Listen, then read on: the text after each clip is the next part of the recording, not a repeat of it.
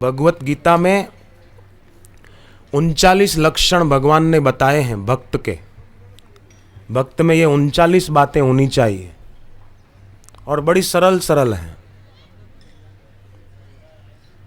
पहली बात भगवान ने कही कि मेरा भक्त अद्वेष्टा होना चाहिए, माने किसी से द्वेष न करने वाला होना चाहिए। दूसरा लक्षण भक्त ऐसा हो कि सबके प्रति मैत्री भाव रखे। तीसरा लक्षण बताया भक्त करुणा का भाव रखे, क्रूरता का भाव न रखे, हिंसक न बने। चौथा बताया कि निर्मम, ममता न रखने वाला बने। पांचवा बताया अभिमान न करने वाला बने। एक आदमी ट्रक का ड्राइवर था, चलाता था, सामान भरा, थोड़ा ज़्यादा भर दिया लालच में कि ज़्यादा माल ले जाऊं। गाड़ी लेकर निकला तो रास्ते में एक टनल थी, ऊपर रेलवे लाइन थी। अब वहाँ से उसको अंदर से जाना था, थोड़ा लंबा था वो। सोचा कि निकल जाऊंगा, पर बीच में जाकर उसका सामान थोड़ा ज़्यादा था ना, ऊपर फंस गया। अब आगे भी न जा सके, पीछे भी न हट सके, ट्रैफिक जाम। जो भी आए, मुफ्त सलाहकार समिति, सब सलाह देने लगे, पर ट्रक निकले ही नहीं। आखिर एक महात्मा वहाँ से निकले तो महात्मा ने उनको कहा कि भाई देखो, मैं एक उपाय बताता हूँ, ट्रक निकल जाएगा। बोले क्या उपाय है? बोले जितने भी पहिए हैं ना, उनमें से हवा निकाल दो और धक्का लगा दो। हवा निकालोगे तो बैठ जाएगा नीचे, तो ऊपर सामान के कारण जो फंस गया वो फ्री हो जाएगा, ट्रक निकल जाएगा। और वैसा किया और सचमुच ट्रक निकल गई। बात युक्ति युक्त थी। सचमुच जीवन में व्यक्ति अगर अभिमान की हवा को निकाल देना तो पार हो सकता है झंझटों से, दुखों से, कष्टों से। पर अभिमान छोड़ना ही नहीं चाहता, झुकना ही नहीं चाहता। नदी उछलकर हमारे हाथ में नहीं आएगी। नदी का पानी पीना हो तो थोड़ा झुकना पड़ेगा। तो भगवान ने छठा लक्षण बताया कि सुख और दुख में सम। सुखी होने के लिए अपने दिल को सही बनाने की जरूरत है। वो आदमी कितना असहाय है बेचारा कि पांवों को गलत जगह जाने से रोक नहीं पाता, जीभ को बुरी बात बोलने से रोक नहीं पाता, गंदा आहार खाने से अपने को रोक नहीं पाता। जिस गाड़ी में ब्रेक नहीं हो उस गाड़ी में बैठेंगे तो एक्सीडेंट ही होगा, मौत, जान भी जा सकती है। तो अपनी ये जो जीवन की गाड़ी है, इसमें कुछ ब्रेक होनी चाहिए कि अपने पाँवों को गलत जगह जाने से रोक सके, अपनी जीभ को गलत बात बोलने से रोक सके, अपने शरीर को ज़्यादा पाप में डूबने से बचा सके। इतना असहाय नहीं होना चाहिए कि अपने को बचा न सके। ब्रेक न हो गाड़ी में तो वो गाड़ी खतरनाक साबित हो सकती है। तो सुख और दुख में सम। और सातवां लक्षण बताया क्षमा। अपने जीवन में ब्रेक रखेंगे तो इन परिस्थितियों को परिस्थितियां समझकर, इनके दृष्टा बनकर, दृष्टि को उद्गम में लीन करके अनंत की यात्रा पर चल सकेंगे। तो आठवां लक्षण है संतुष्ट। वाह वाह, जितना है जो है उसी में संतुष्ट। नौवां लक्षण भक्त का भगवान ने कहा दृढ़ निश्चयी। जप करना है तो करना है, पाठ करना है तो करना है, सूर्य को जल देना है तो देना है, पूनम व्रत निभाना है तो निभाना है, रविवार को गुरुवार को आश्रम में जाना है तो जाना है, अमुक जगह शिविर में मुझे जाना है तो जाना है। दृढ़ निश्चयी। 10 माला करनी है तो निश्चित रूप से करनी है, 9 नहीं करेंगे। भगवान ने 10वां लक्षण बताया मन और बुद्धि मुझे अर्पण करे। कैसे अर्पण करे? माने रुचि पर विधान की जीत हो जाए। ध्यान देना, बहुत पते की बात है। मन बुद्धि भगवान ने कहा मुझे अर्पण करो, तो उसका मतलब क्या? मन और बुद्धि कोई ठोस चीज नहीं है कि जेब से निकाल कर लो भगवान, ये मेरा मन और ये मेरी बुद्धि आपको अर्पण। पर मन बुद्धि भगवान को अर्पण माना रुचि पर विधान की जीत। रुचि है फिल्म देखने की, रुचि है संसार के भोग भोगने की, रुचि है कुछ खाने पीने की, पर नहीं, विधान की जीत। ईश्वरीय विधान क्या है? भगवान ने गीता में क्या कहा है? युक्ताहार विहारस्य। तो पिज़्ज़ा युक्ति युक्त आहार नहीं है, खाने वाले ध्यान देना। बर्गर युक्ति युक्त आहार नहीं है, पेप्सी और कोका कोला युक्ति युक्त आहार नहीं है। होटलों का खाना वो युक्त आहार नहीं है, वो अयुक्त आहार है। अयुक्त आहार करेंगे तो जीवन अयुक्त हो जाएगा। इसलिए जितना हो सके मन और बुद्धि उसको अर्पण करना, माने रुचि पर विधान की जीत हो जाना।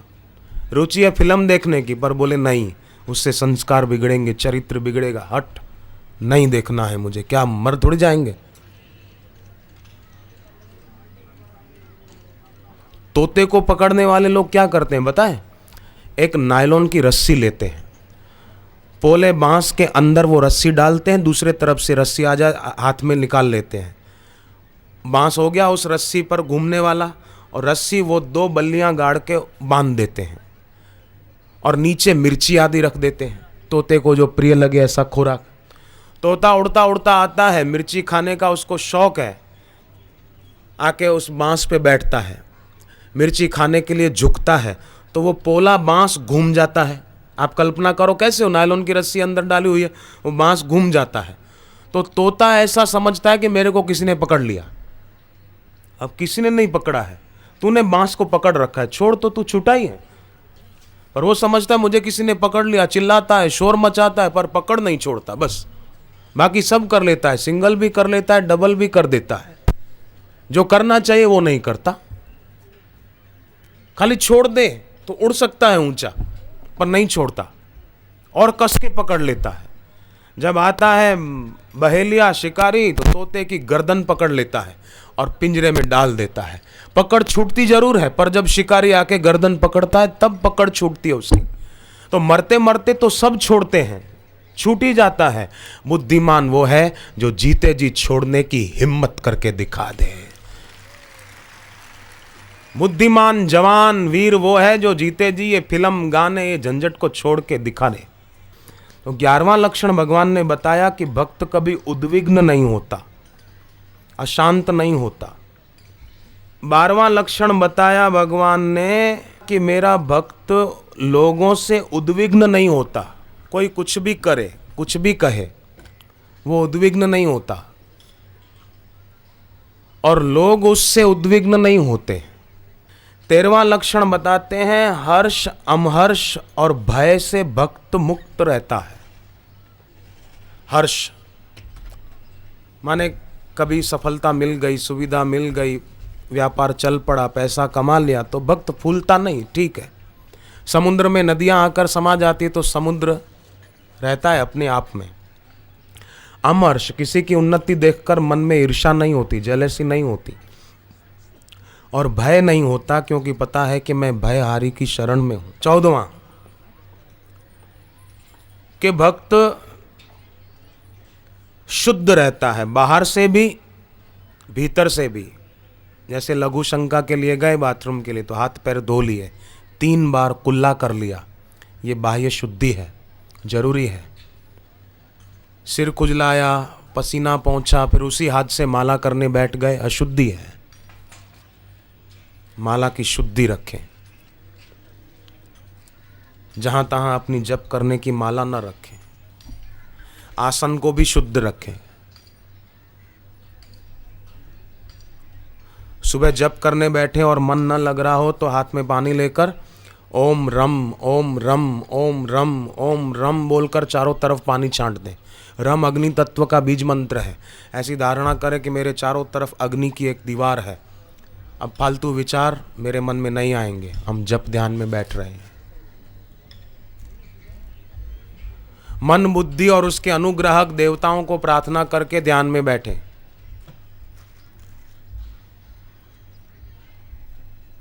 इंद्रियों के देवता हैं, बुद्धि के देवता हैं सूर्य, मन के देवता हैं चंद्र, ये हाथ कर्म इंद्रिय, इसके देवता हैं इंद्र। वाणी हम जो बोलते हैं उसके देवता है वाक, अग्नि, तेज। तो हम इन देवों को मन ही मन प्रार्थना करके अब हम ध्यान में बैठ रहे हैं, अब हम जप करने बैठ रहे हैं, हमारे मन में इधर उधर के ख्याल ना आए, बुद्धि में कोई संकल्प विकल्प ना उठे, शांति, हरिओम शांति। तो शांति का संपादन करने में बड़ी मदद मिलेगी। भगवान गीता में कहते हैं भक्त शुद्ध रहता है। अगला लक्षण भगवान ने बताया, भक्त जो होता है वो दक्ष होता है। दक्ष माना कुशल होता है, कोई उसको बना जाए, ठग ले, ऐसा नहीं होता। दक्ष रहता है, कुशल रहता है। भक्त, भगवान ने अगला लक्षण बताया, उदासीन होता है। उदासीन माना उदास नहीं, उदासीन माने विषयों के तरफ उसकी वृत्ति नहीं जाती। पर कई बार भक्त जिसकी वृत्ति नहीं जाती नहीं, तो उसकी योग्यता बढ़ती है तो उसके प्रशंसक बढ़ जाते हैं कि आप ये खाओ, हम आपके लिए ये लाए हैं, हम आपके लिए शॉल लाए, हम आपके लिए स्वेटर लाए, हम आपके लिए मिठाई लाए, हम आपके लिए ये स्लीपर लाए, हम आपके लिए अमुक चीज़ लाए हैं। प्रशंसक बढ़ जाते हैं। उसमें भक्त अगर सावधान ना हो तो वो सोचेगा कि हाश, अब तो मैं भी सिद्ध हो गया, अब तो मेरे को भी लोग मानते हैं। ये मानते हैं तो ये सामने वाले की सज्जनता है, तुम्हारी महिमा नहीं है। तो यहाँ कई बार कई अच्छे मार खा जाते हैं बेचारे। वो समझते हैं कि अब तो हमारा भी हो गया। मैं ऐसे एक व्यक्ति को जानता हूँ जो पहले खूब बड़ा बोलने में कुशल, लोग भी वाह वाह करते थे, परंतु बेचारा सोचने लगा कि अब मैं भी कुछ हो गया हूँ। मैं की आहुति है में नहीं दी। परमात्मा है, परब्रह्म है, और शरीर मैं की आहुति है में देनी चाहिए। मैं नहीं हूं, परमात्मा है। मैं की आहुति है में नहीं दी तो जैसे बकरा मैं करता है, उसकी क्या वैल्यू, क्या कीमत बकरे की। तो मैं करता रहा कि मैं भी कुछ हो गया हूं, मेरे में भी कोई योग्यता आ गई है, मैं भी लोगों को ध्यान सिखा सकता हूं, करा सकता हूं। अब बेचारा दर दर की ठोकरें खा रहा है। इसलिए मैं की आहुति है में दे देनी चाहिए। देखो, मैं आपको सच्ची बात बताऊं, आप ध्यान से सुन रहे हैं, इसलिए दान करना, तीर्थ में जाना, गंगा नहाना, अन्न क्षेत्र चलाना और कोई सेवा के काम करना बहुत अच्छी बात है। परंतु उसमें भी अगर सावधानी न हो ना, और सद्गुरु का सानिध्य न हो, तो कल्याण नहीं हो पाएगा। पुण्य जरूर होगा, और पुण्य के बल से दान किया है, तीर्थ यात्रा की है, उस पुण्य के प्रताप से मरने के बाद स्वर्ग में जाएगा। पर स्वर्ग में पुण्य का फल सुख भोग कर फिर गिरा दिया जाएगा। क्या पता कहाँ गिरे। जैसे जहाज से कोई गिरे पैराशूट लेकर, तो क्या पता कहाँ गिरे। जंगल में गिरता है, कहाँ गिरता है, पानी में गिरता है, किसी के घर के छत पे गिरता है, क्या पता। तो ऐसे ही स्वर्ग से गिरा दिया जाए पुण्य पूरा होने पर, क्या पता। ताज होटल में कोई जाए, पैसे देकर रहे कमरा लेकर, दूसरे पैसे जमा ना कराए तो मैनेजर धक्के दे के निकाल देगा।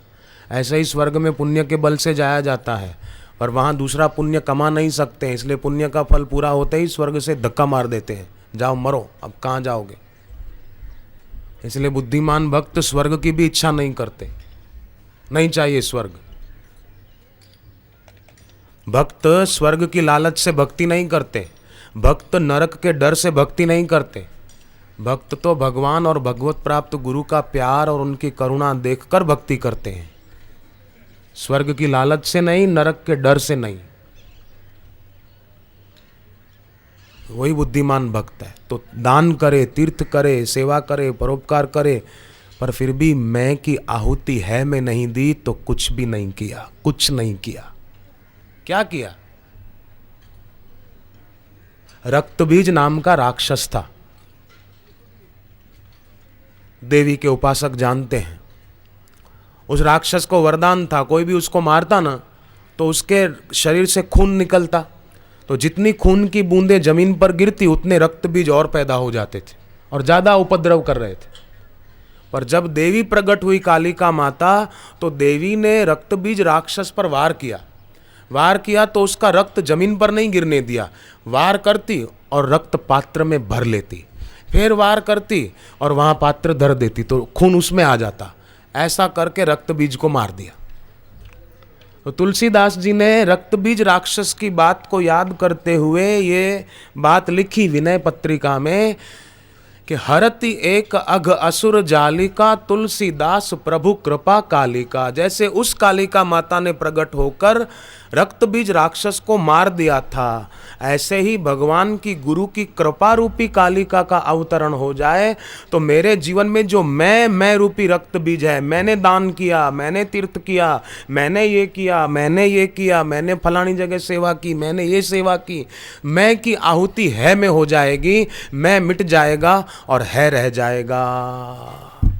बहुत बहुत कल्याण की बात है ये। केवल इतनी बात को भी अगर हम पकड़ लेना तो हमारी नैया पार है।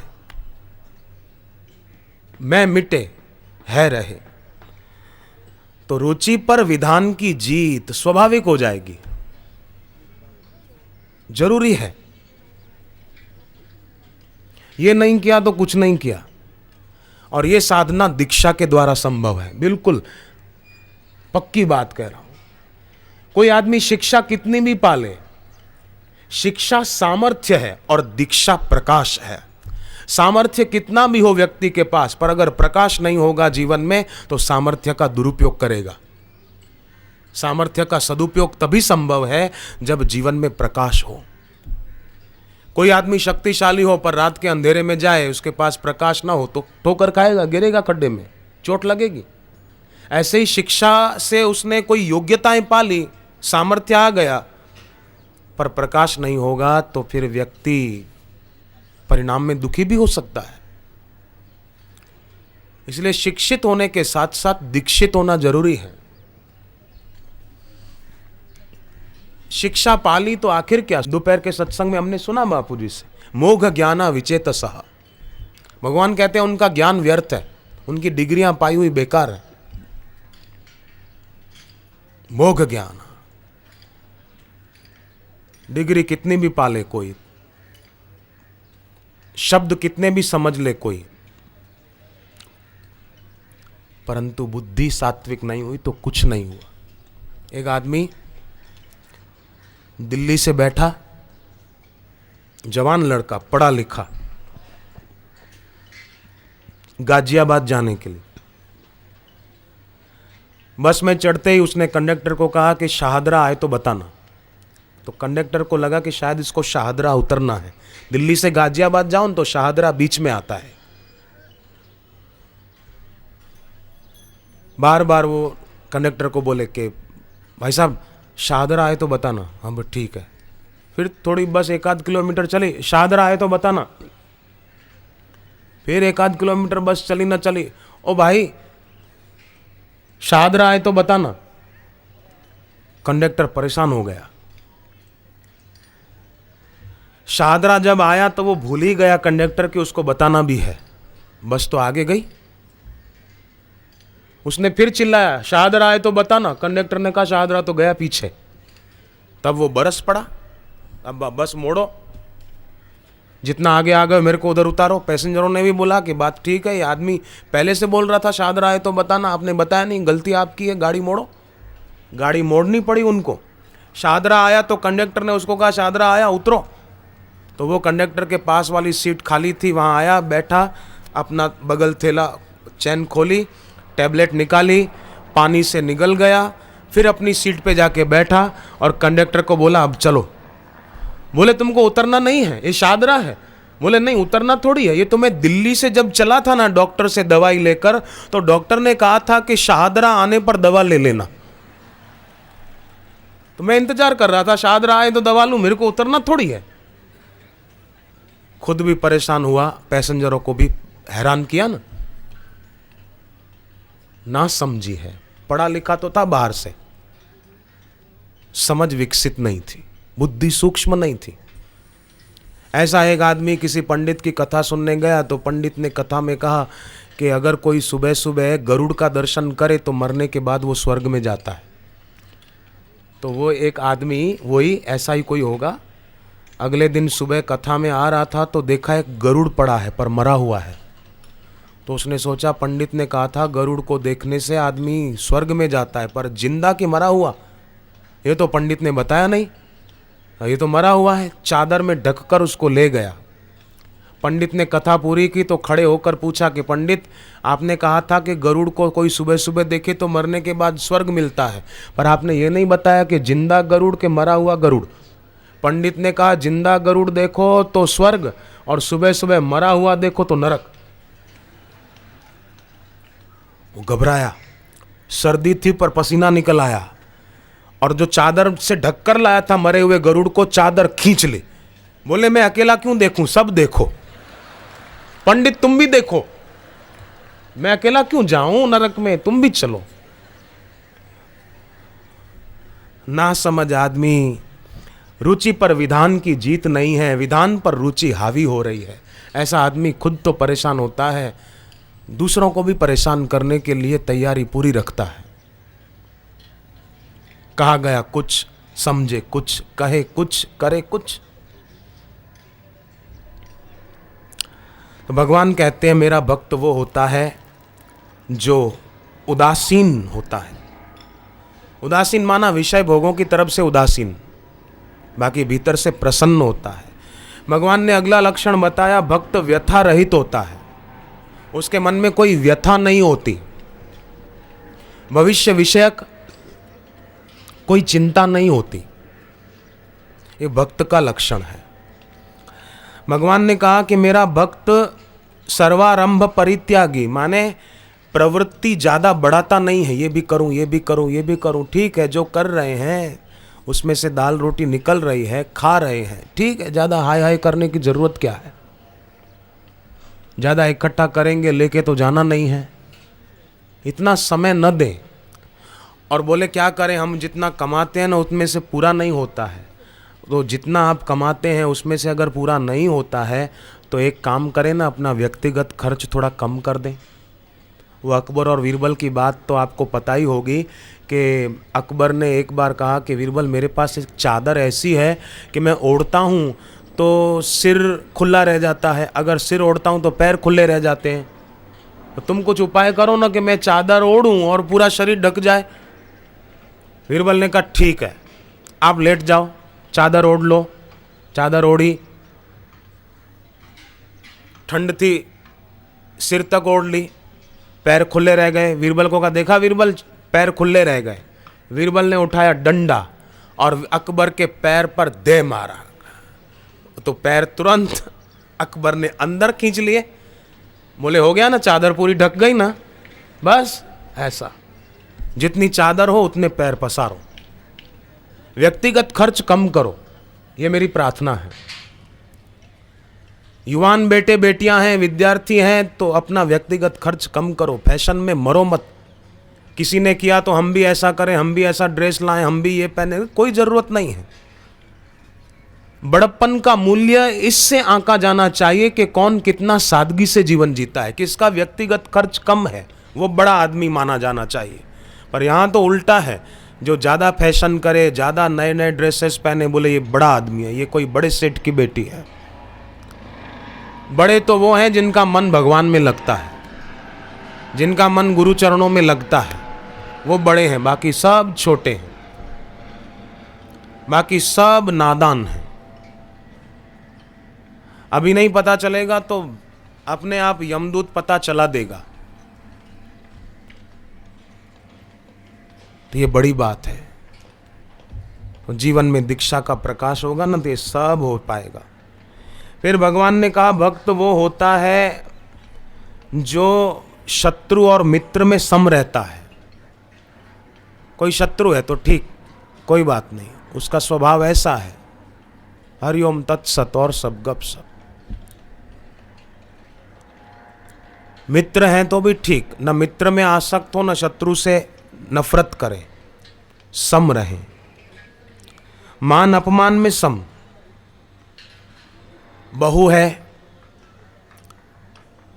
सास है, सास और बहू को चाहिए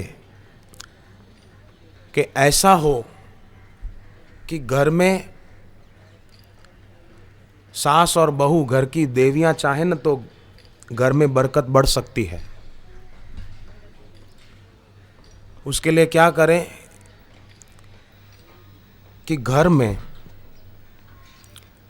एक तो स्वच्छता रखी जाए, जिस चीज का उपयोग हुआ फिर वो चीज उपयोग करके वहीं रख दी जाए। घर में टूटे फूटे बर्तन न रखे जाएं। घर में सूखे हुए फूल, सूखे हुए अशोक वृक्ष के पत्ते ये न रखे जाएं, अपशकुन माने जाते हैं। घर में टूटा हुआ पलंग न रखा जाए, अशुभ माना जाता है। घर में शेर, कुत्ते, बिल्ली, हाथी, एक्टर, क्रिकेटर इनके चित्र न रखे जाएं, अशुभ माने जाते हैं। वास्तु के ग्रंथों में भी ये बातें आती हैं। घर में सास और बहू के बीच अगर अनबन होती हो, भगवान करे न हो, पर अगर हो तो सास और बहू का एक प्यार दर्शाता हुआ फोटो न हो तो खिंचवा लेना दोनों। सास और बहू का प्यार दर्शाता हुआ चित्र घर में दक्षिण और पश्चिम के कोने पर लगा दे। बस धीरे धीरे अपने आप सास और बहू के बीच प्यार बढ़ता जाएगा। ये सरल उपाय है। सास है तो वो ये सोचे कि ये मेरी बहू है, मैं इसको इतना प्यार दूं कि इसको कभी मायका याद ना आए। और बहू है तो अपनी सास को इतना आदर दे, इतना मान सम्मान दे, इतना प्यार से सेवा करे कि सास को उसकी बेटी याद ना आए। पहले के जमाने में बहुएं रोज रात को सासू मां लेट जाती तो उसके पैर दबाती थी बहू, पग चंपी करती बहू, सासू नहीं। पर आजकल तो जमाना ये आया कि पैर चंपी तो न करे, पैर तो नहीं दबाए, पर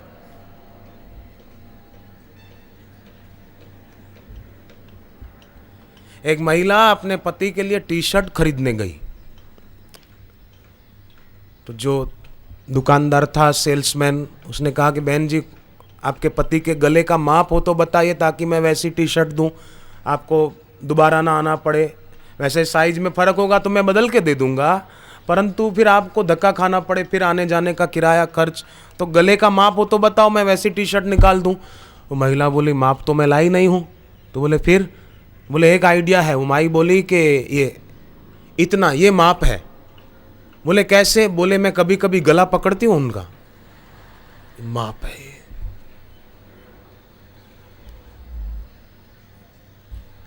एक माई अपने बच्चे को मार रही थी, 2 4 5 थप्पड़ मारी, बच्चा डर के मारे पलंग के नीचे घुस गया बचने के लिए। थोड़ी देर के बाद बच्चे का बाप आया, मुन्ना कहाँ है? पलंग के नीचे। तो बाप झुका नीचे, पलंग के नीचे, देखा बेटे क्यों नीचे बैठा है? तो बेटा क्या बोलता है, पिताजी आपको भी मम्मी ने मारा है, आ जाओ नीचे आ जाओ, अपन साथ में बैठते हैं। घर में आध्यात्मिक वातावरण होना चाहिए। उसके लिए घर में फिल्मों की कैसेटें, पॉप म्यूजिक की कैसेटें बजेगी तो वातावरण आध्यात्मिक नहीं होगा, विकृत होगा। अमेरिका की ऑक्सफोर्ड यूनिवर्सिटी की डेलाबार प्रयोगशाला में साइंटिस्टों ने रिसर्च की, 2 क्यारियां बनाई, एक क्यारी में फूल के बीज बो दिए, दूसरी क्यारी में भी खाद पानी दे दिया, पर एक क्यारी के ऊपर डिस्को म्यूजिक बजाते थे, पॉप म्यूजिक बजाते थे। माइकल जैक्सन तो एक था, पर आजकल तो कितने ही हो गए, भारत में भी।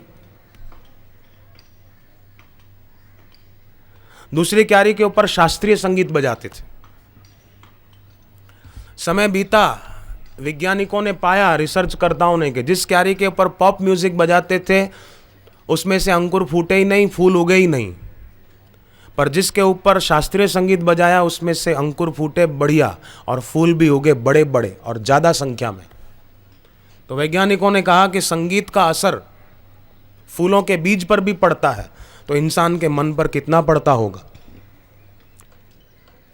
विवेक जगे आदमी का तो घर का वातावरण आध्यात्मिक बनाए।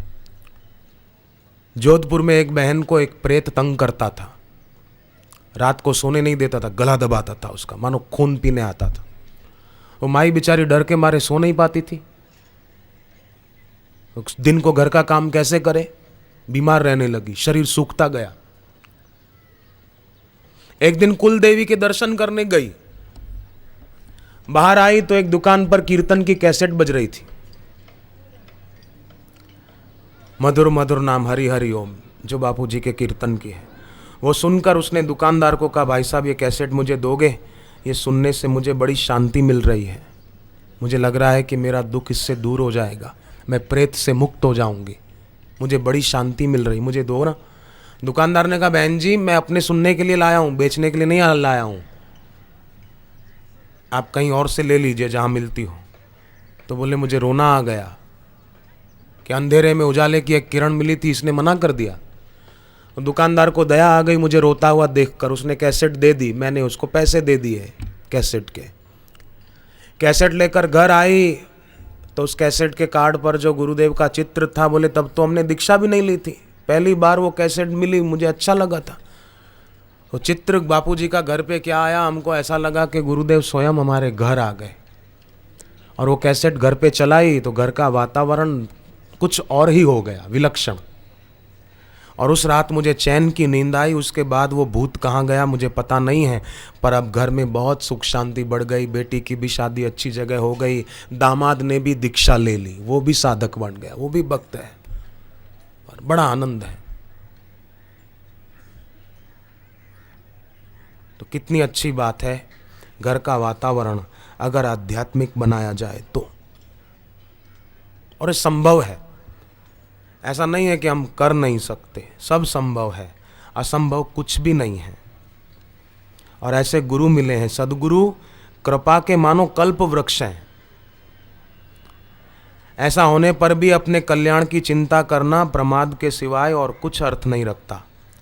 किसान की भांति सदगुरु के दिए हुए बीज अपने में बोकर विकल्प रहित हो जाओ। किसान बीज बो देता है तो विकल्प रहित हो जाता है, फसल उगेगी कि नहीं, नहीं नहीं उगेगी। तो थोड़े गेहूं के दाने उसको कई गुना होकर के मिलते हैं। श्रद्धा के जल से उन्हें सींचते रहे, जैसे किसान बीज बोकर पानी के द्वारा सिंचाई करता है, ऐसे सिंचन भी करें, शुभ होगा, अच्छा होगा। अपने जीवन में सदैव सदैव याद रखने जैसी ये बात है कि हम अगर उन्नति चाहते हैं तो जीवन में भगवान और भगवत प्राप्त गुरु के प्रति अपना विश्वास दृढ़ करें। और विचार दृष्टि से भी विश्वास करने योग्य वही है जिससे कभी वियोग नहीं होता। संसार से, शरीर से, वस्तुओं से, व्यक्तियों से वियोग नहीं चाहोगे तो भी हो जाएगा, बिल्कुल पक्की बात है। एक महात्मा बैठे थे नगर के बाहर, 3 रास्ते पड़ते थे। कुछ लोग आए, बोले बाबा बस्ती किस तरफ है? बाबा ने कहा बस्ती की तरफ जाना है कि शमशान की तरफ जाना है? बोले नहीं नहीं, शमशान में क्यों जाएंगे, हमको बस्ती की तरफ जाना है। बोले ठीक है, इस तरफ चले जाओ। वो लोग गए तो वहां तो शमशान था। आए और गुस्सा होते हुए महाराज को बोले, हमने कहा बस्ती बताओ तो आपने हमको शमशान में भेज दिया। बोले आपने कहा बस्ती कहाँ है इसलिए मैंने बताया, शमशान घाट बोलते तो मैं गांव के तरफ बताता। बोले कैसे? बोले गांव में तो लोग आते हैं ना तो फिर उजड़ भी जाते हैं, पर वहां आकर एक बार जो बस जाता है ना फिर वहां से कहीं जाता नहीं, वहीं रहता है, बस जाता है, इसलिए मैं उसको बस्ती कहता हूं। खाली आदमी इतना भी याद रखे ना, हम इस संसार में आए हैं, सदा रहने वाले नहीं हैं, तो भी उसका विवेक जागृत रहेगा, वो अपने को गलतियों से बचाने में सफल हो पाएगा, भक्ति बढ़ाने में सफल हो जाएगा। हम आए हैं, जैसे हम यहाँ आए हैं तो रात को यहाँ थोड़ी रुकेंगे, बापूजी अभी आएंगे, सत्संग सुनेंगे तो घर चले जाएंगे। तो हम यहाँ आए हैं तो रहने के लिए नहीं आए हैं, सुनकर जाने के लिए आए हैं। ऐसे ही संसार में आए हैं तो रहने के लिए नहीं आए हैं, यहाँ आए हैं तो सत्संग के लिए आए हैं ना, गुरु दर्शन के लिए आए हैं। ऐसे ही संसार में जन्म लेकर आए हैं तो सत्संग और भक्ति के लिए ही आए हैं। यहाँ हम खाने पीने के लिए नहीं जमा हुए हैं, सत्संग के लिए, भक्ति के लिए आए। ऐसे ही संसार में इसके लिए ही आए और कोई प्रयोजन नहीं है। और ये सत्संग मिलना, देखो रुपया मिलना भगवान की कृपा नहीं है, सुविधा संपत्ति कोई पद प्रतिष्ठा मिलना भगवान की कृपा नहीं है। भगवान की कृपा कब माने कि जब सत्संग मिले, सत्संग में रुचि हो जाए तो मानो भगवान खूब राजी हैं और हमारा भविष्य उज्जवल है। इसलिए हमारी सत्संग में रुचि हुई, हमको उसने भेज दिया।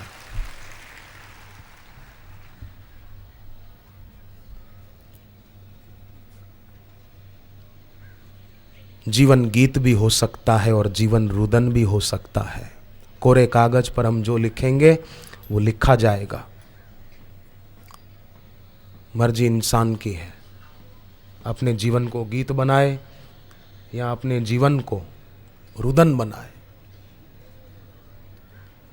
अपने जीवन को गणित का नमूना बनाए या जीवन को एक काव्य बनाए और गुनगुनाए खुशी से।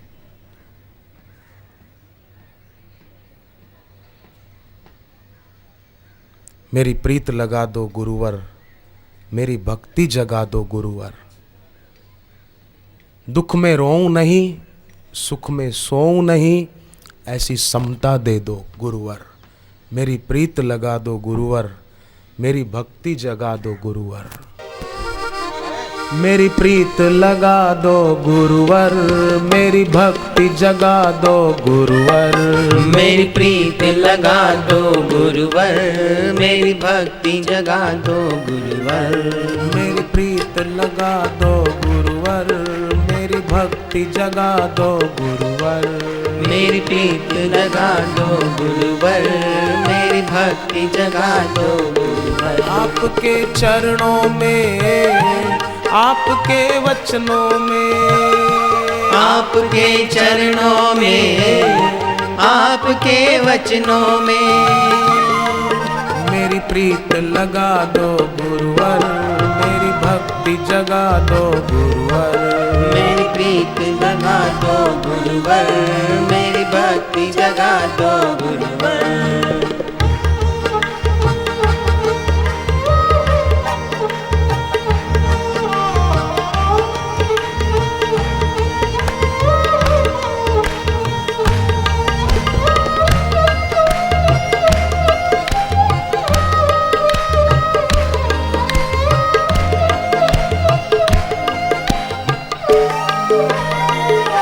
जिधर देखूं उधर आए आप नजर।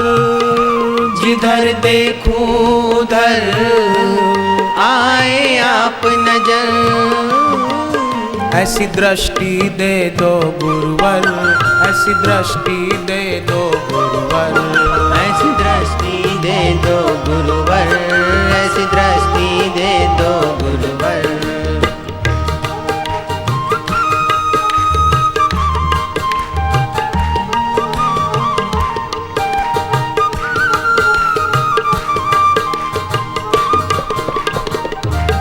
दुख में रोऊं नहीं, सुख में सोऊं नहीं। दुख में रोऊं नहीं, सुख में सोऊं नहीं। ऐसी समता दे दो गुरुवर, ऐसी समता दे दो गुरुवर। ऐसी समता दे दो गुरुवर, ऐसी समता दे दो गुरुवर।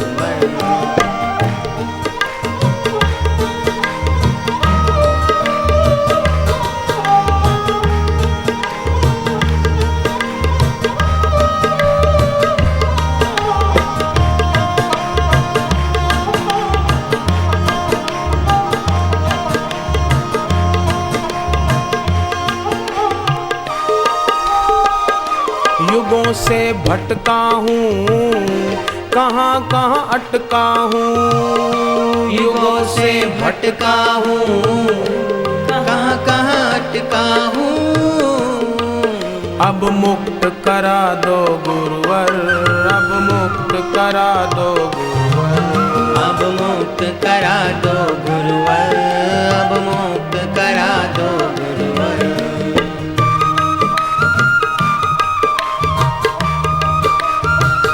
जय हो।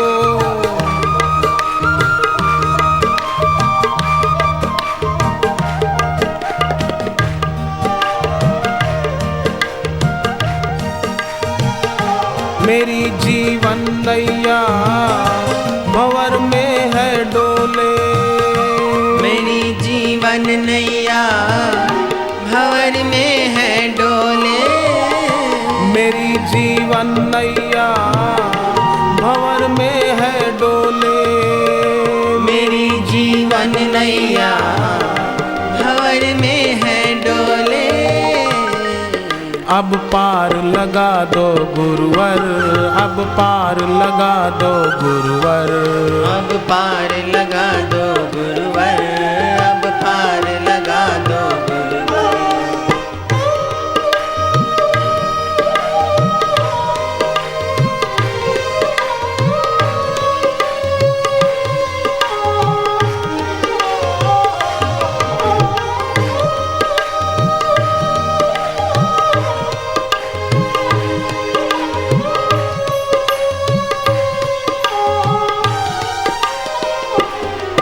जैसे गीता के 9वें अध्याय के 19वें श्लोक में भगवान कृष्ण ने कहा, संसार के हित के लिए सूर्य रूप से मैं ही तपता हूं।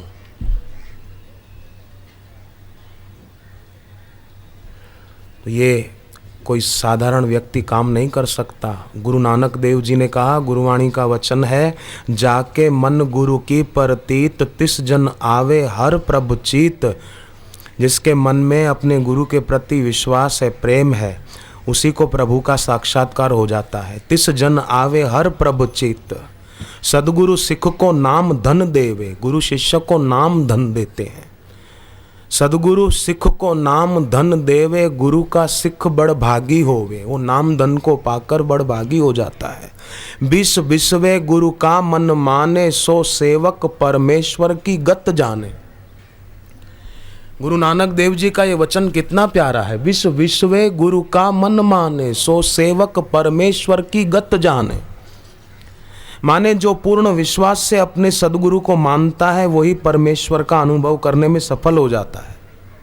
मन बेचे सदगुरु के पास, तिस सेवक के कारज रास।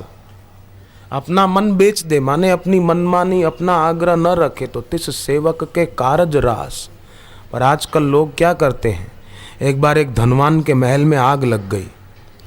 अपने नौकरों से सामान बाहर निकलवाने लगे। आग चारों ओर फैलती गई। घर का मालिक बाहर खड़ा था, सामान सब बाहर फेंक दिया लोगों ने मदद करके, कुछ नौकरों ने। फिर पूछा, अब अंदर कुछ सामान रहा तो नहीं? सेठ ने कहा कि नहीं नहीं, बस तिजोरी में से सारा सामान आ गया, ज्वेलरी आ गई, चांदी आ गई, रुपए आ गए, बस अब कुछ नहीं है, अब कोई बात नहीं। पर आग जब एकदम भीषण रूप ले चुकी, तब सेठ को याद आया कि अरे मेरा बेटा तो अंदर ही रह गया। सामान संभाल लिया और अपना बेटा इकलौता वो अंदर रह गया और वो आग में जलकर मर गया। देखा तो बेटा तो मरा हुआ पड़ा था। अब वो सेठ और सेठानी रोए कि हम अभागे घर का सामान बचाने में लग गए, किंतु सामान के मालिक को तो बचाया ही नहीं। तो क्या ये घटना सबके संबंध में नहीं है? न जाने क्या क्या सामान बचाने में लगे रहते हैं, पर स्वयं अपने आप को खो बैठते हैं। मनुष्य के जीवन में इससे बड़ी दुर्घटना और क्या हो सकती है? अपने को ही खो दिया, अपनी आयु को खो दिया, अपने यौवन काल के समय को खो दिया। एक बूढ़े दादा हाथ में लकड़ी लेकर कमर से झुककर जा रहे थे, कमजोरी थी बुढ़ापे के कारण। तो कॉलेज के बाहर कुछ आवारा मन चले लड़के खड़े थे। उन्होंने दादा को देखकर आवाज़ दी, दादा व्यंग करने लगे कि ये धनुष बाण कितने में खरीदा? धनुष बाण माने वो कमर से झुककर जा रहे थे और हाथ में लकड़ी थी, ये कितने में खरीदा? तो दादा भी जमाने के खाए हुए थे। उन्होंने कहा कि बेटे भाव पूछने की ज़रूरत नहीं है, थोड़े समय के बाद तुमको मुफ्त में मिल जाएगा। तुम अपनी जवानी खराब कर रहे हो ऐसे बेकार के कामों में, बेकार की बातों में, तो तुमको मिल जाएगा। एक बूढ़ी दादी माँ जा रही थी ऐसे हाथ से लकड़ी के सहारे टेकते हुए, कमर से झुककर। तो कॉलेज की कुछ मनचली लड़कियां खड़ी थी। उन्होंने पूछा, क्यों दादी माँ, क्या खो गया जो खोजते खोजते जा रही हो? तो दादी माँ भी सत्संगी रही होगी। दादी माँ ने कहा कि बेटी, इन्हीं सड़कों पर आते जाते मेरी जवानी खो गई। मुझे हो रहा है कि कहीं तुम्हारी भी खो न जाए, जवानी खो जाए, उसके पहले तुम अपने को संभालना। जवानी गुजराती में अगर कहूँ तो जवानी ए जवानी ज छे, रोकावानी नहीं। जवानी ये तो जवानी, वो तो जाने वाली है, टिकने वाली नहीं है। तो ये जाए उसके पहले अपना काम करना चाहिए। विवेकानंद ने युवावस्था में कितनी साधना की। 15 साल से भागवत में आया है, 15 साल की उम्र से लेकर 45 साल की उम्र वो युवावस्था की उम्र है। 45 से 60 की उम्र वो मध्यावस्था है और 60 के बाद की उम्र वृद्धावस्था है। तो जिनकी 15 से 45 साल के बीच की उम्र है अभी, जो भी वो यहाँ बैठे हैं, मैं उनसे प्रार्थना करूँगा कि खूब तत्परता से आप और हम, मैं भी उसी में आ गया, हम सभी उस साधना में लग जाएं। अपने को संभालें, थोड़ा ब्रेक रखें। ब्रेक बिना की गाड़ी में बैठना खतरे से खाली नहीं है। शरीर को महत्व न देकर शरीरी को महत्व दें और शरीरी की जिसके साथ एकता है उसका अनुभव करने की तैयारी रखें। एक सज्जन आत्मज्ञान की जिज्ञासा रखते थे, कई जगह प्रवचन सुनने गए, कई कथाओं सुनने के लिए गए, राम कथा करने वाले, भागवत कथा करने वालों के पास भी गए, परंतु उनकी जिज्ञासा की पूर्ति नहीं हुई और उन्होंने सोचा कि अब क्या करूं। आखिर एक बार कोई संत रामायण की कथा कर रहे थे तो सुनने के लिए गए, विसनगर, गुजरात की बात है, और वो एक स्कूल के प्रधानाचार्य थे वहाँ। तो अपने विसनगर समिति वालों ने साहित्य का स्टॉल लगाया था, तो उन्होंने वहाँ से एक ईश्वर की ओर पुस्तक खरीद ली गुजराती में। तब उसका नाम था शाश्वत सूर। जो पुराने साधक हैं उनको याद होगा, ईश्वर की ओर का पुस्तक का पहले नाम था शाश्वत सूर। तो वो पुस्तक उन्होंने ले ली और उस पर जब गुरुदेव का चित्र देखा, दर्शन किया, तो उनको हुआ कि मेरे आत्मज्ञान की जो जिज्ञासा है मुझ में, उसकी पूर्ति इन्हीं के पास जाने से होगी। इनके चित्र में दर्शन से ऐसा लग रहा है। और वो विसनगर से अहमदाबाद तो ज़्यादा दूर नहीं है। वो पहुँचे और सत्संग सुना, दीक्षा ले ली। अब वो साधना बहुत अच्छी तरह से कर रहे हैं। मैंने कल बताया था, विज्ञान में कैटेलिटिक एजेंट का बड़ा मूल्य है। कैटेलिटिक एजेंट से ऐसे तत्वों का प्रयोजन है जो स्वयं तो भाग नहीं लेते किसी क्रिया में, लेकिन उनके बिना क्रिया हो नहीं सकती। जैसे हाइड्रोजन और ऑक्सीजन को मिला दें तो पानी नहीं बनेगा, वैसे बनना चाहिए पर नहीं बनता, क्योंकि पानी को अगर तोड़ें तो सिवाय हाइड्रोजन और ऑक्सीजन के कुछ भी नहीं होता। फिर पानी कैसे बनेगा? जो हाइड्रोजन और ऑक्सीजन के बीच बिजली कौंध जाती है, बिजली चमक जाती है, उससे पानी बन जाता है। बिजली क्या करती है? विज्ञानी कहते हैं कि बिजली कुछ नहीं करती, केवल बिजली की मौजूदगी ही बहुत कुछ कर जाती है। और ये बात भी याद रहे हम लोगों को कि बिजली करता नहीं बनती, कुछ करती नहीं, केवल उसकी उपस्थिति, केवल मौजूदगी की छाया में हाइड्रोजन और ऑक्सीजन मिलकर पानी हो जाता है। और इसी कारण अगर पानी को तोड़ें तो हाइड्रोजन और ऑक्सीजन दोनों मिलेंगे पर बिजली नहीं दिखेगी, क्योंकि बिजली कर्म में प्रवेश नहीं करती है, बिजली कृत्य में प्रवेश नहीं करती है। लेकिन आश्चर्य की बात तो यह है कि बिजली अगर न हो तो केवल हाइड्रोजन और ऑक्सीजन को मिलाकर पानी नहीं बना सकते हम, उसकी उपस्थिति जरूरी है। ऐसे ही मनमाने ढंग से कोई कितनी भी साधना करे, वो आत्मानुभव नहीं कर सकता। सदगुरु की उपस्थिति जरूरी है, तभी आत्मानुभूति होगी, परमात्मा तत्व का साक्षात्कार होगा। इसीलिए गुरु के सत्संग की, उनकी दीक्षा की विशेष आवश्यकता है। और दीक्षा लेकर जब तप तत्परता से करते हैं न, तो व्यवहारिक कार्यों में भी सफलता मिलती है। और लोग ऐसे आजकल, क्या करूं, मेरे को बेटी की शादी की, अभी हम आ रहे थे तो एक माता बूढ़ी वो बोली कि मेरे को मेरी बेटी की शादी की बड़ी चिंता है, मैं बहुत परेशान हूँ। क्या ज़रूरत है?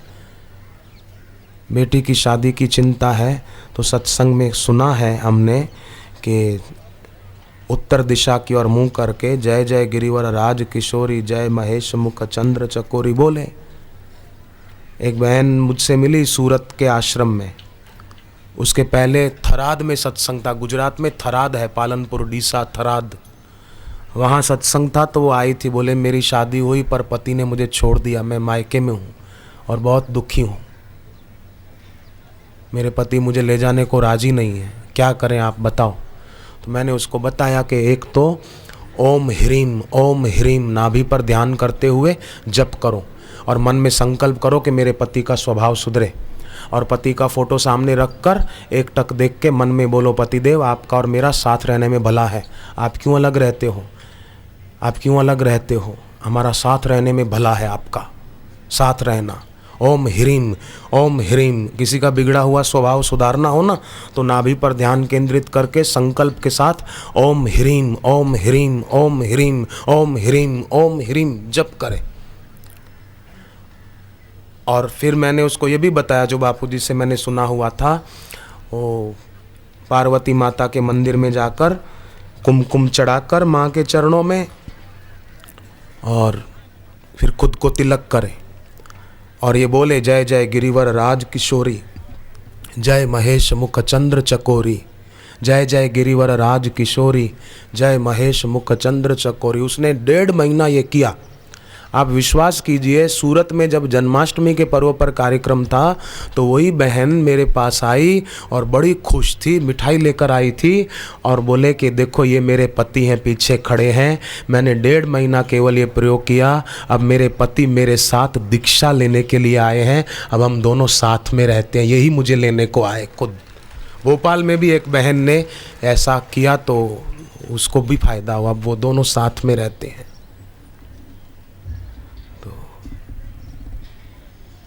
कभी भी कुछ भी हो नकारात्मक सोचने की जरूरत ही नहीं, अपनी महिमा को याद करो। एक सेठ थे, उनका नाम था धन दत्त, सेठ का नाम। उनका बेटा था, वो जरा मोही था, रागी था, भटका हुआ था। एक दिन सेठ के यहाँ कोई प्रसंग था तो सेठ ने नाटक करने वालों को बुलवाया था, अपनी कला का प्रदर्शन करने वालों को बुलाया था सेठ ने, ताकि आने वाले मेहमान दोस्त सब थोड़ा उनका मनोरंजन हो। तो सेठ का बेटा कला का प्रदर्शन करने वाले नट की जवान बेटी पर मुग्ध हो गया और उससे शादी की जिद करने लगा। सेठ ने कहा, वो कहाँ, हम कहाँ, तेरा दिमाग खराब तो नहीं हुआ? बोले नहीं, मैं तो उससे शादी करना चाहता हूँ, नहीं तो मैं मर जाऊंगा। तो सेठ ने उस नट को बुलवाया एक तरफ और कहा कि भाई देखो, सारी बात बता दी। तो वो नट बोला कि हम गरीब जरूर हैं पर सेठ जी हमारा भी कुल गौरव है। बोले पर सेठ ने कहा मेरा बेटा जिद कर रहा है, मैं क्या करूं? तो बोले एक शर्त पर मेरी बेटी से आपके बेटे की शादी करूं मैं। बोले क्या? बोले आपका बेटा 12 साल तक मेरे साथ रहे और हम जो कला सिखाते हैं करते हैं उसका अभ्यास करे और खुद भी हमारे साथ वो प्रदर्शन करे कला का। जब कोई राजा इसकी प्रशंसा करेगा इसकी कला की, उसी दिन मैं अपनी बेटी की शादी इसके साथ कर दूंगा। 12 साल कठोर श्रम करके वो उस कला के प्रदर्शन में प्रवीण हो गया, कुशल हो गया। वाराणसी गए, राजा के दरबार में सामने मैदान में कला का प्रदर्शन का कार्यक्रम था। उसने कई करतब दिखाए, राजा प्रसन्न हो गए और राजा ने इनाम देने की घोषणा की और वो भी खुश था कि बस आज मेरी शादी होगी। वो जवान सेठ का बेटा उस समय ऊंचे स्तंभ के सिरे पर था। ऐसे करते हैं ना कला करने वाले, रस्सी पर चल जाएंगे, थंबे पर खड़े हो जाएंगे, ऊपर जाके ऐसा कुछ करते हैं। तो वो लड़का ऊंचे स्तंभ के सिरे पर था। उसकी दृष्टि दूर के एक घर पर पड़ी। यहाँ राजा इनाम देने की तैयारी और वो नट अपनी बेटी के साथ उसकी शादी करने की तैयारी में, और इसकी नज़र एक संत पर पड़ी। दूर एक घर के बाहर वो संत भिक्षा लेने को खड़े थे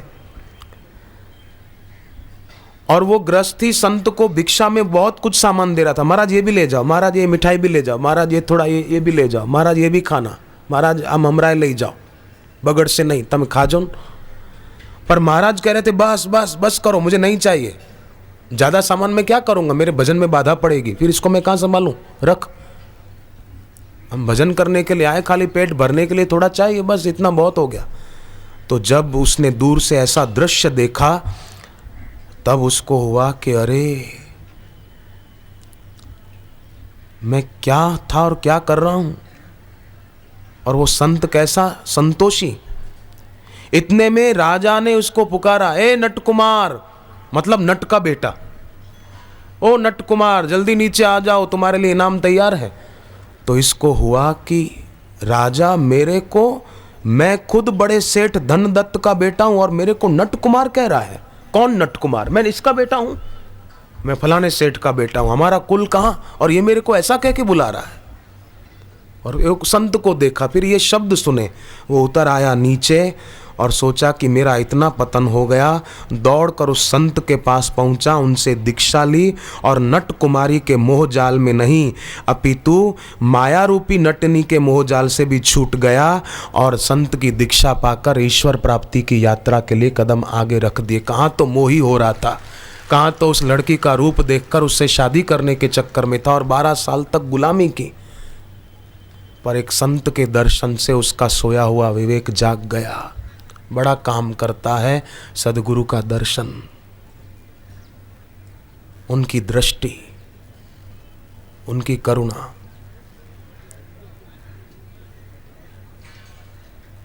देखो, मेरी सभी के चरणों में प्रार्थना है, एक पेड़ होता है ना, पेड़, वृक्ष, उस पेड़ के चारों तरफ थोड़ा खड्डा खोद के आप उसमें केरोसिन डाल दो और आग लगा दो, तो क्या उस पेड़ में हरे पत्ते आएंगे क्या?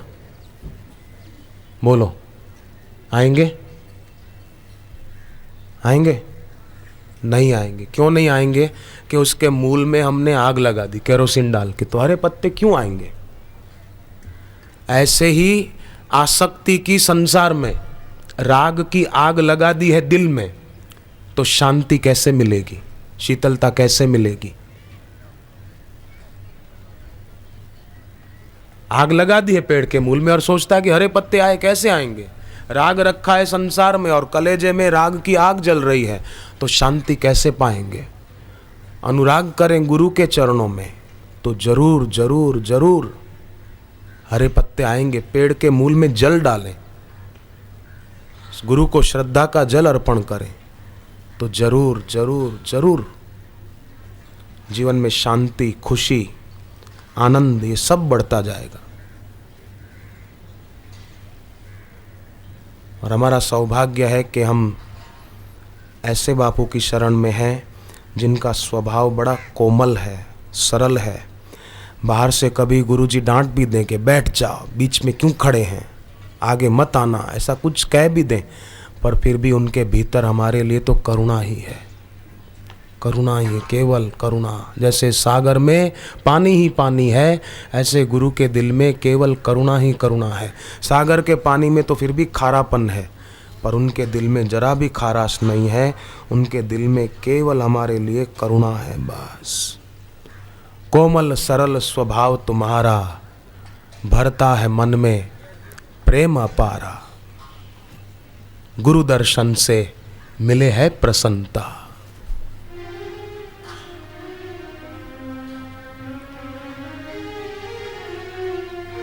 कोमल सरल स्वभाव तुम्हारा, कोमल सरल स्वभाव तुम्हारा, कोमल सरल स्वभाव तुम्हारा, कोमल सरल स्वभाव तुम्हारा, भरता है मन में प्रेम अपारा, भरता है मन में प्रेम अपारा, गुरु दर्शन से मिले है प्रसन्नता, गुरु दर्शन से मिले है प्रसन्नता,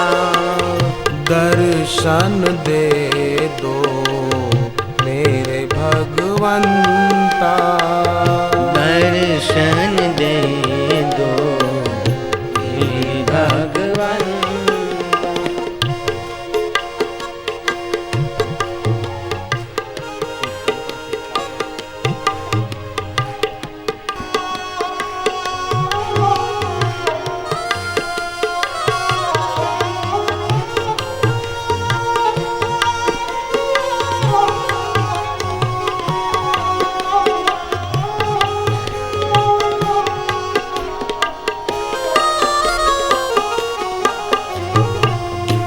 निराकार साकार तुम्ही हो, निराकार साकार तुम्ही हो, भक्तों का करते उद्धार तुम्ही हो, भक्तों का करते उद्धार तुम्ही हो, तुम सा नहीं कोई है दयावंता, तुम सा नहीं कोई है दयावंता, दर्शन दे दो मेरे भगवंता, दर्शन दे दो मेरे भगवंता।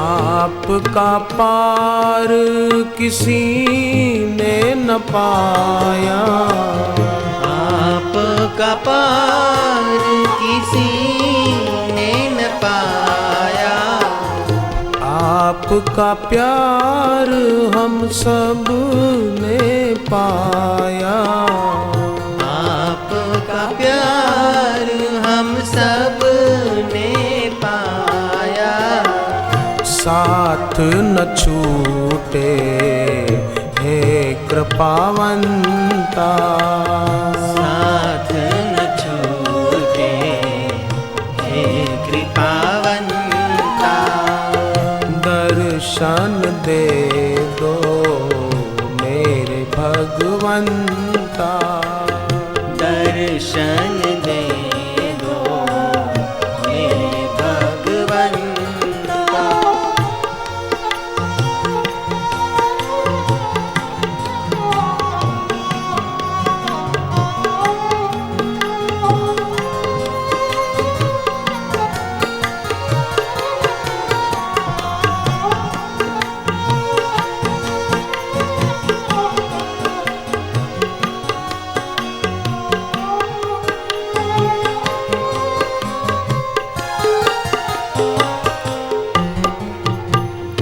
आपकी लीला जग से न्यारी, आपकी लीला जग से न्यारी, शोभित है तुमसे सृष्टि सारी, शोभित हो तुमसे सृष्टि सारी, बिगड़े से बिगड़ा है यहाँ बनता, बिगड़े से बिगड़ा है यहाँ बनता, दर्शन दे दो मेरे भगवंता, दर्शन दे दो मेरे भगवंता।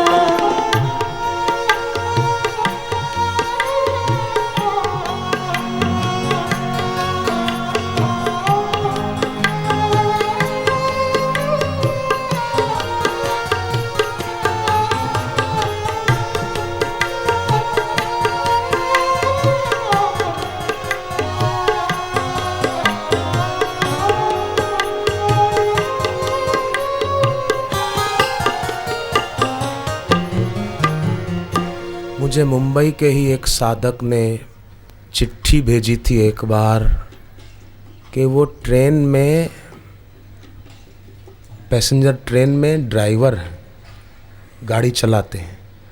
ट्रेन का नाम भी उन्होंने चिट्ठी में लिखा था, मुझे याद है, मुंबई सोलापुर सिद्धेश्वर एक्सप्रेस, ऐसा कुछ नाम था। ऐसी ट्रेन रेलवे में जो आते जाते हैं ज़्यादा उनको पता होगा। वो ट्रेन पूना होके जाती है ना, सोलापुर, और पूना जाते हैं तो लोनावाला हिल स्टेशन है, रास्ता बड़ा विकट है, ये मुंबई के लोगों से छुपा नहीं है। बरसात के दिन थे, रात को 1:40 पर उस खंडाला घाट का जो रास्ता है, जहाँ बोले हमको पीछे भी एक इंजन लगाना पड़ता है, उन्होंने सब चिट्ठी में लिखा था। ट्रेन जा रही थी, अचानक दूर से हमको ऐसा लगा कि कोई हमको गाड़ी रोकने का संकेत कर रहा है। तो मैंने भी सोचा कि इतनी बरसात हो रही है, कहीं कुछ गड़बड़ ना हो, तो इमरजेंसी ब्रेक लगाए। गाड़ी रुक गई। सहायक चालक को कहा कि जाकर देखो, टॉर्च लेकर जाओ, बात क्या है। वो कौन थे, क्या बात है? तो टॉर्च लेकर गया, थोड़ी देर में आया तो वो कांप रहा था। बोले क्या हुआ तुमको? बोले आगे एक बड़ी चट्टान और मिट्टी ढेर पड़ा है लाइन पर। अच्छा हुआ हमने इमरजेंसी ब्रेक लगाए, गाड़ी रोक दी, नहीं तो भयंकर अकस्मात हो सकता था और गाड़ी नीचे जा सकती थी। तो बोले फिर हमको रोका, वो कौन थे, कौन से स्टेशन से आए थे हमको रोकने के लिए, गाड़ी को, पैसेंजरों को बचाने के लिए? बोले वहाँ तो कोई भी नहीं। अरे बोले मैंने देखा है दूर से एक आकृति को, उसने हमको रोकने का संकेत दिया, और अंदर में भी ऐसा हुआ कि नहीं गाड़ी रोको रोको, इमरजेंसी ब्रेक लगाओ, तो मैंने ब्रेक लगाई। तो बोले नहीं फिर से आप चलो देखो। तो दोनों साथ में गए तो वहाँ कोई भी नहीं है। तब उनकी आंख में आंसू आ गए कि मैंने जिनसे कृपा सिंधु से दीक्षा ली है और उनके नाम का उन्होंने जो भगवान नाम दिया है। बापूजी दीक्षा में भगवान का नाम देते हैं। संप्रदाय जिनको चलाना होता है ना, वो अपना संप्रदाय का मंत्र देते हैं। पूज्य बापू कहते हैं हमको संप्रदाय नहीं चलाना, बापू कहते हैं सबका मंगल हो, इसलिए भगवान का नाम दीक्षा में मिले। तो भगवान का नाम जो दीक्षा में मिला था वो जपते जा रहे थे। बोले उन कृपा सिंधु गुरुदेव ने ही मुझे यहाँ गाड़ी को रोकने का संकेत दिया और इतने पैसेंजरों की जान बचा दी, नहीं तो भयंकर एक्सीडेंट हो सकता था और कितने यात्री मौत के घाट उतर सकते थे। समोहम सर्वभूतेषु न मे द्वेषो अस्ति प्रिय है, ये तू भजन्ति माम भक्त्या मयि ते तेषु चाप्यहम्। भक्त लोग अपना लक्ष्य भोग नहीं भगवान रखते हैं।